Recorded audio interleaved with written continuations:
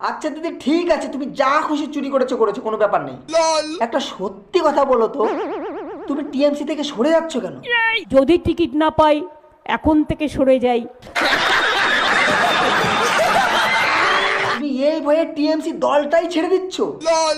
কিন্তু তোমার দলে যেসব মহানায়ক মহানায়িকারা সব আছে, দেব, সোহম, মিমি, এরা তো চাইলে অনেক কিছু করতে পারে তোমার জন্য। একটা কিচ্ছু করতে পারে না, নিষ্কর্মার ঢেকি। কিন্তু দিদি সবাই বলে দেব নাকি তোমার থেকে অনেক ভালো রাজনীতি জানে। কি জানে? সুজানে না, কিচ্ছু জানে না। কেউ কিছুই জানে না, যত জানার তুমি জানো নাকি? চেনো আমাকে?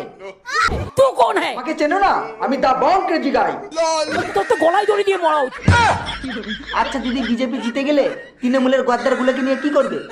তৃণমূলের কয়েকটা গদ্দারকে নিয়ে আমরা এখানে বড় বড় আমরা গভর্নমেন্ট তৈরি করব। তোর মাথা নষ্ট।